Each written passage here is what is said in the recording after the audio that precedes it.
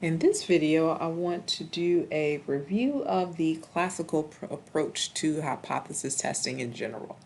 So with all of these hypothesis testing problems, the first thing you have to do is read the problem and make sure that you identify the key information. So one of the first key pieces of information you need to identify is what is the parameter. Is this a mean problem or is this a proportion problem?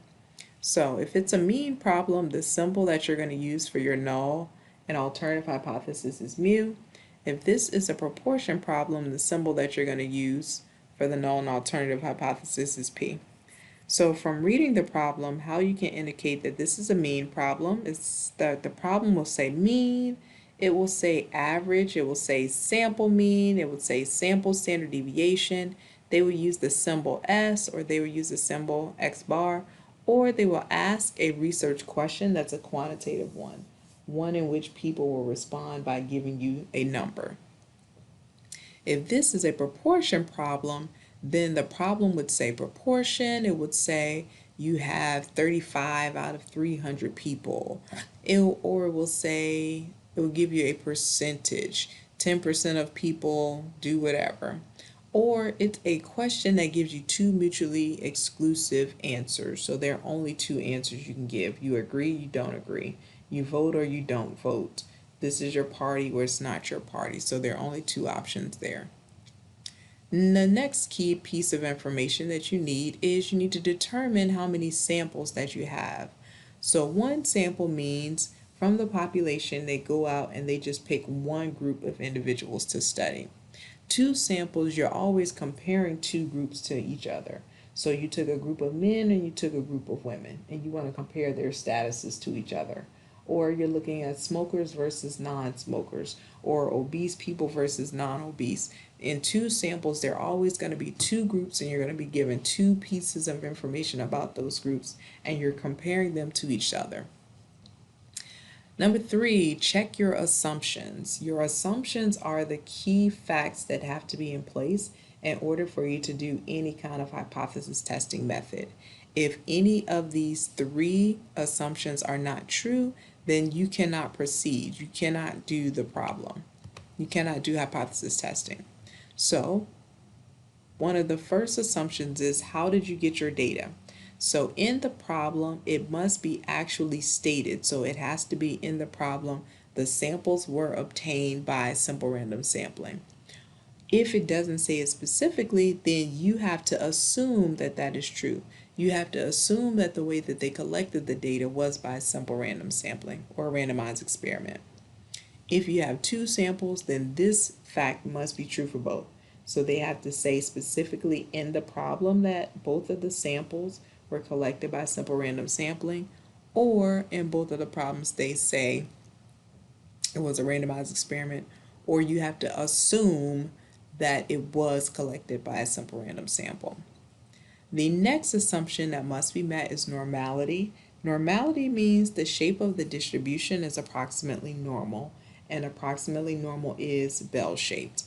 So, depending upon whether you have a mean or a proportion problem, you have different ways to confirm the shape of the distribution. So, if you have a mean problem, and these first 2 columns indicate the mean problems, one of these 3 facts has to be true. Not all 3, just one of the 3. So the population is stated to be normal. Specifically in the problem, it has to say that the population is approximately normal or normal. Or the central limit theorem can be used. So in our textbook, if your sample size is greater than or equal to 30, then you can say that this distribution is approximately normal. In other textbooks, it says 45 or another number. The third way, you actually are given the data set and you need to create a normal probability plot and make sure that the data looks approximately normal. And you also need to create a box plot and make sure you have no outliers. So if you have 2 samples, you need to check all 3 of these assumptions. Remember, only one of the 3 has to work, and it has to apply for both of your data sets, for men and for women. If this is a proportion problem, then you need to multiply n times p sub 0 times 1 minus p sub 0. Yes, we have used a lot of different kinds of p's here. So this p sub 0 is referring to the p from the null hypothesis. So when you multiply n, your sample size, times p sub 0 times 1 minus p sub 0, if those values are greater than or equal to 10, then we can say our distribution is approximately normal. And this is only for proportion problems. If you have two sample proportion problems, you need to multiply these values for both of your samples, for men and for women. Your third assumption that must be met, you have to have independence. So when you're taking the samples from the population, it could be true that values or people are in multiple groups. So you just want to make sure that your sample size is not large in comparison to the population. So your sample size has to be less than or equal to 5% of the population. That's true for mean problems and proportion problems. If you have two samples, that's also true as well. You need to check it for both of your samples, that the sample of males that you have is not bigger than 5% of the population of males, and that the sample of women size is not larger than 5% of the population of women. And on top of that, you have to also make sure that these data sets are independent of each other. Man or woman, no overlaps, can't be in both groups. You have to either be one or the other group. Same thing for proportions. So, you read the problem, you know what your parameter is, mean or proportion, you know whether you have one sample or two, you've checked your assumptions, because if any of those three assumptions, 1, 2, 3, does not work, you cannot do hypothesis testing.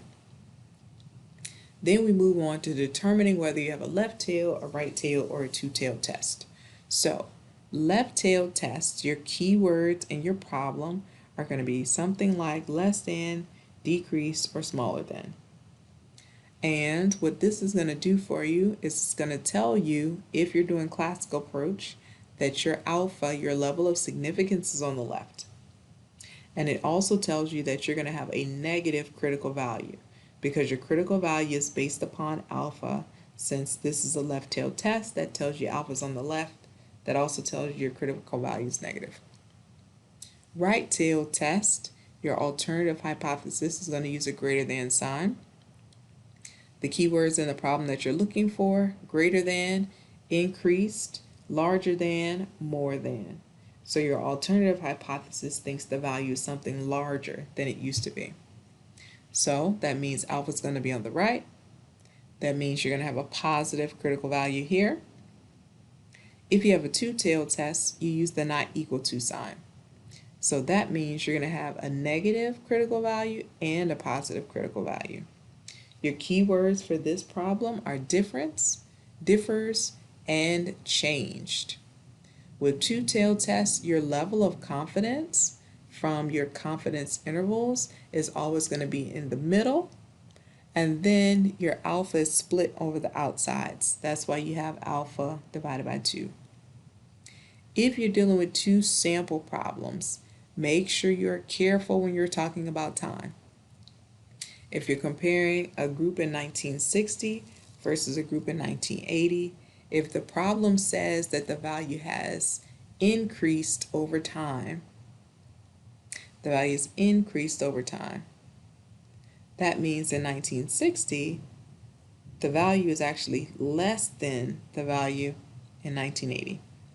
So you have to be careful when you're talking about time that you don't just go straight to these words, because time, you have to think about, that means the first one is different from the second one, and you have to compare the actual symbols there. So be very careful when you're dealing with comparing times with two samples. Next, write out your null and your alternative hypotheses. Your null hypothesis, your symbol is H sub 0. This is a statement of what's already happened in the past, what's already been published, what's already assumed to be true, what's already known. Your alternative hypothesis, H sub 1 or HA, depending on your textbook, is what you really believe and what you're trying to find proof of. So how you set up your null and your alternative hypothesis. If it's one sample, it's either mu is equal to a number. If it's a proportion, it's p is equal to some proportional value, some decimal. If you're working with two samples, then you're always comparing the two groups to each other. Mu sub 1 is equal to mu sub 2. P sub 1 is equal to P sub 2. Your alternative hypothesis, here's where understanding what type of test you have comes into play. So these symbols don't change. What changes is the number stays the same. What changes is for your alternative hypothesis, the symbol that's in the middle. Special note, two sample proportion problems. P sub 1 is not equal to P sub 2. Keywords difference and changed. Here you can see this written both ways into for two sample means as well. So mu sub 1 is less than mu sub 2 could look like this. They could move this second term over to the first one. So they could have mu sub 1 minus mu sub 2, or P sub 1 minus P sub 2 is less than 0. So your inequality symbol is going to stay the same. They just set it to 0. Same thing, right tail test. You can see it written one of these two different ways. Decide on what hypothesis testing method you're going to use. In this video, our focus is going to be on the classical, the traditional approach. This method works for all kinds of problems, no matter what. And then after you do your method, you decide or you interpret your results. You're going to reject the null hypothesis, or you're going to fail to reject the null hypothesis. If you reject the null hypothesis, you're going to say one of these three things. You're going to say there's sufficient evidence of the alternative hypothesis, or you can say there's enough evidence of the alternative hypothesis, or you can say that there's statistically significant evidence of the alternative hypothesis. One of these three things, you're given a justification for why you're rejecting the null. Reject the null, or fail to reject the null, and then you tell why. You have enough proof of the alternative, or you don't have enough proof of the alternative. Your mnemonic device here, alphabet, R then S, reject, sufficient, reject, sufficient, reject, sufficient. If you reject the null hypothesis, it's because you have sufficient evidence of the alternative hypothesis. Over here, negative Nancy. If you fail to reject the null hypothesis, then there's insufficient evidence of the alternative hypothesis. If you do not reject the null hypothesis, it's because there's not enough evidence. So two different ways of saying the same thing. Now let's get into that middle part, that classical approach. So, recapping, we've already read the problem. We figured out what the parameter is, mean or proportion. We know whether we have one sample or two. We've checked our assumptions to make sure we can do hypothesis testing. We've told whether we have a left-tailed or right-tailed, two-tailed test. We've written out our null and alternative hypothesis. Now is where we pick up with classical approach. Classical approach, first thing we need to do is find our critical value. Your critical value is based upon alpha, so all of your symbols have a subscript of alpha. Proportion problems, your symbol is either z sub alpha or negative z sub alpha for a left-tailed test, or plus or minus z sub alpha over 2 for a two-tailed test. If this is a mean problem where you don't know the population standard deviation, you're using the student's t-distribution. So your symbol for the critical value is t sub alpha for a right-tailed test, negative t sub alpha for a left-tailed test, or plus or minus t sub alpha over 2 for a two-tailed test. How do you calculate this? If you're using the TI 83 or 84, you're using inverse norm. And how do we find inverse norm? You go under second and vars. There's your inverse norm function, the third one. So inverse norm takes area to the left, and then based upon the standard normal distribution, your mean is 0, your standard deviation is 1. If this is a mean problem, you're using inverse t. So right below inverse norm should be inverse t. If you don't have the inverse t function and you do have the charging cord that comes with your graphing calculator, you can go to the TI website and download a program in order for you to find inverse t. If you don't have the cord and you can't connect it to the computer, your other option is do a Google search and look for the student's t calculator, and then you can calculate from there. So remember, with mean problems, student's t distribution, you're using your degrees of freedom. That's your sample size minus 1. So if you have one sample, it's your sample size minus 1. If you have two samples, it depends on your textbook. So for our textbook, the degrees of freedom is the smallest sample size minus 1. Other textbooks, they add the two together and then subtract 1. So this depends upon what textbook that you're using. Calculating the area on the left. So both of these functions with the calculator takes the area on the left. So if you have a left tail test, there's nothing for you to do. You just type in whatever alpha is. If you have a right tail test, you have to figure out what the area is on the left, because a right tail test means alpha is on the right, but both of these functions takes the area on the left, so you have to do the complement. So 1 minus alpha, that's what you're going to plug in here for the area on the left.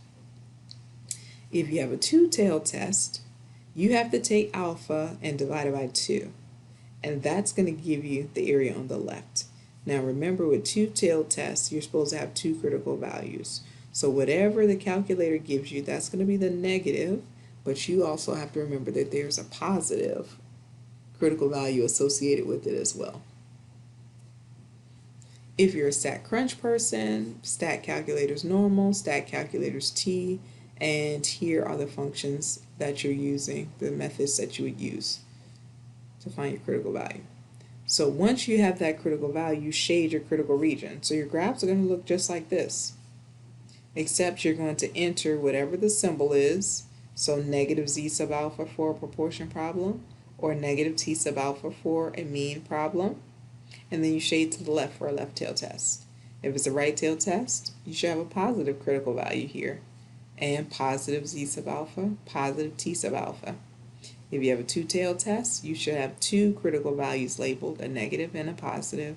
And once again, your symbol is based upon what's your parameter here, mean or proportion.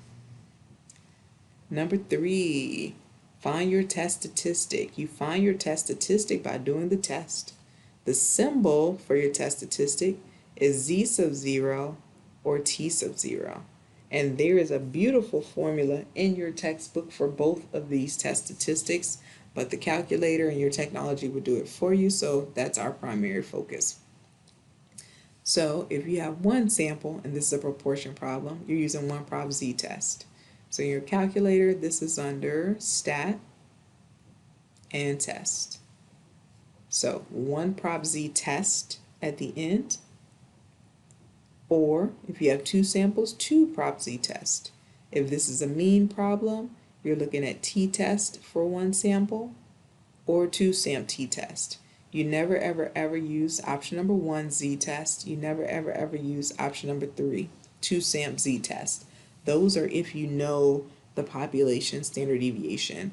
And in our textbook, we only cover those where you don't know that value. So the output that you get is going to look something like this. They're going to tell you what test you use at the top.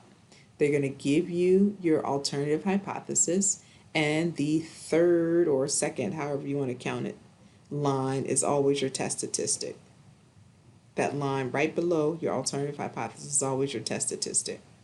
If you're a stat crunch person, stat proportion stats or stat and t-stats. And that second to last column is your test statistic. So now, how do you interpret this test? You've already drawn your critical region in part 2. Now you're looking to see where does your test statistic fall. So if you, and this is a number line at the bottom, So if your test statistic falls in the shaded area, the critical region, the rejection region, the strange region, that's when you're going to reject the null hypothesis. So this is what it would look like if you had a left tail test. If your test statistic is smaller than your critical value, if it falls over here, that's when you're going to reject the null hypothesis. And if you reject the null hypothesis, it's because there is sufficient evidence of the alternative hypothesis. If you have a right tail test, then you're looking to see if your test statistic is larger than your critical value. Is your test statistic over in this region? If it is, you reject. If it's not, then you fail to reject. Your two-tailed test, you are rejecting the null hypothesis if your test statistic is smaller than the negative critical value, so if it falls over here, or if it's positive, it's larger than the positive critical value, if it falls over here. That's when you reject the null hypothesis.